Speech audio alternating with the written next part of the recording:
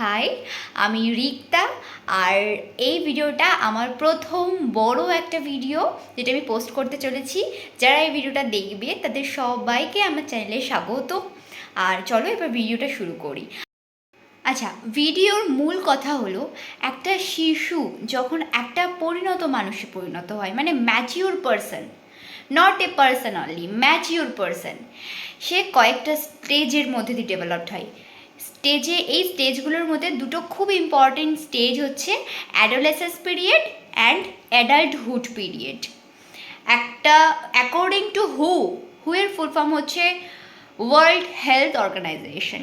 According to define করেছে যে একটা শিশুর অ্যাডোলেসেন্স পিরিয়ড স্টার্ট হয় 10 থেকে, বয়স 10 বছর থেকে 19 বছর পর্যন্ত চলে একটা শিশুর অ্যাডোলেসেন্স পিরিয়ড।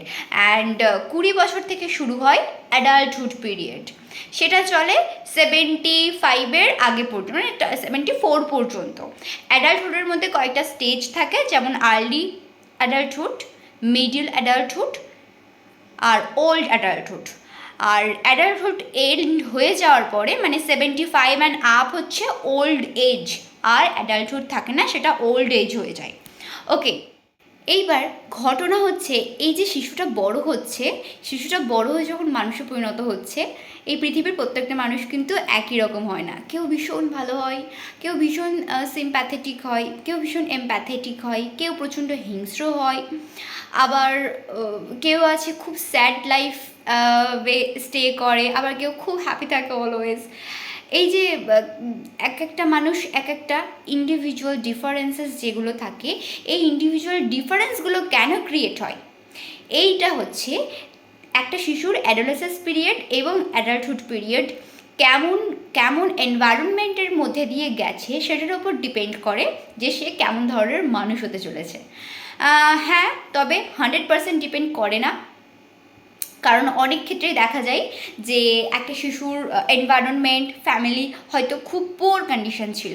পোর কন্ডিশন মানে সেখানকার এনভায়রনমেন্ট খুব একটা শান্ত ভালো ছিল না, কিন্তু সেই শিশুটা আবার যখন বড় হয়ে মানুষে পরিণত হয়েছে, সে একটা ভালো মানুষে পরিণত হয়েছে। এরকমও হয়, বাট সেটা খুব কম পরিমাণ। যে কোনো মানুষই যখন শিশু থেকে গ্রো হচ্ছে, তারা 4টে ডাইমেনশনের ওপর ডিপেন্ড করে গ্রো করে। 4টে মেইন ডাইমেনশন কি কি? নাম্বার 1, ইমোশনাল ডাইমেনশন, মানে তার ইমোশনাল মানে থিঙ্কিং প্রসেসটা কীরকম।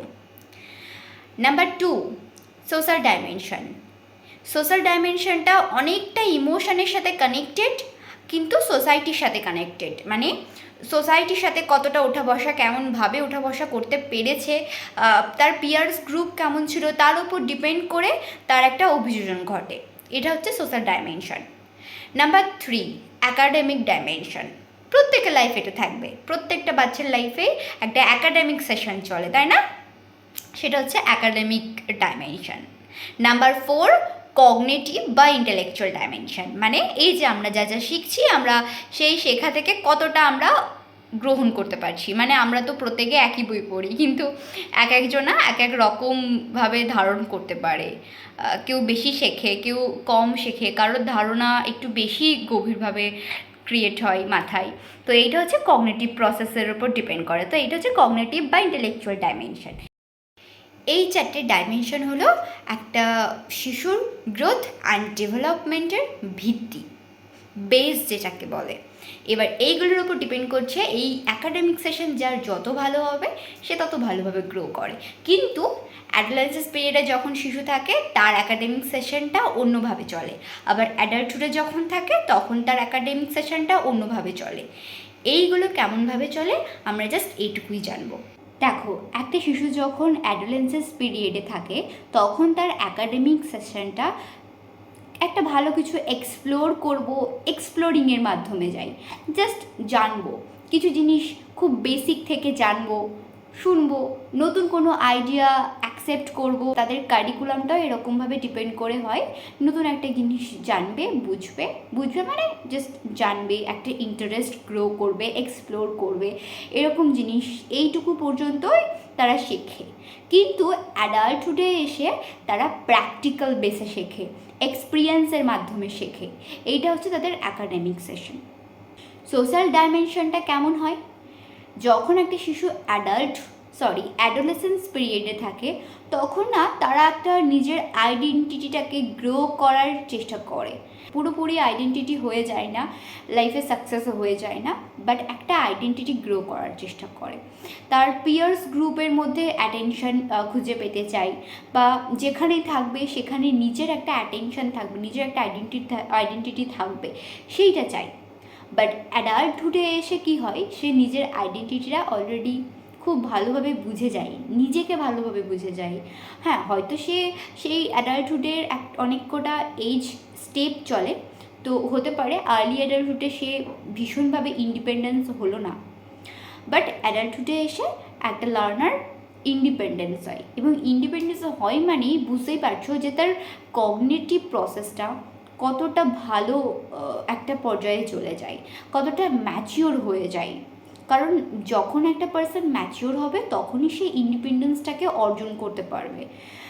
স্বাধীনতা, নিজের ওপরে বিশ্বাস, কনফিডেন্ট, এগুলো অ্যাডোলেন্সেন্স পিরিয়ডে আসে না, এগুলো অ্যাডাল্টহুডে আসে। তবে এই যে এখন যে জেনারেশনটা চলছে এটা একটু ডিফারেন্ট। তারা অ্যাডোলেন্সেন্স পিরিয়ডে এসে নিজের ওপরে কনফিডেন্ট গেইন করে ফেলছে, বাট দ্য থিং ইজ কোনটা ভালো আর কোনটা খারাপ সেটার মধ্যে ডিফারেন্সটা তারা অনেক বুঝতে পারছে না। মানে হয়তো খারাপ কাজ করছে, খারাপ জিনিস করছে, কিন্তু সেটাকেই ভালো ভাবছে এবং ভালো ভেবে ওটার উপরেই কনফিডেন্ট গেইন করে নিজে ওটাকে কন্টিনিউ করতে চলেছে। বাট দিস ইজ টোটালি রং।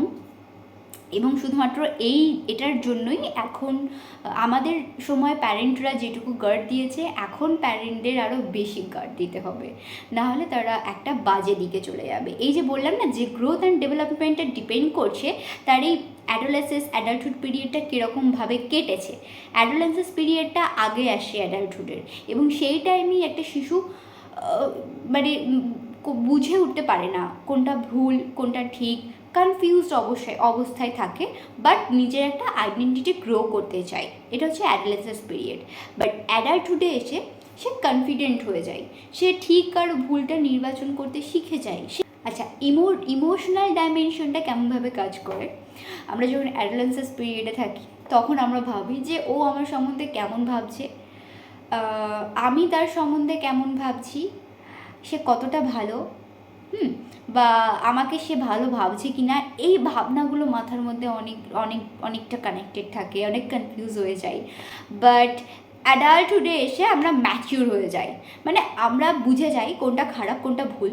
সুতরাং কোনো একটা খারাপ মানুষ যদি আমাকে খারাপ ভাবে তাতেও আমাদের কিছু এসে যায় না, আমরা নিজের কাছে গ্রো করতে থাকি। আমরা ওই ভাবনা নিয়ে খুব একটা টাইম ওয়েস্ট করি না, যদি ওয়েস্ট করিও সেটা খুব সামান্য।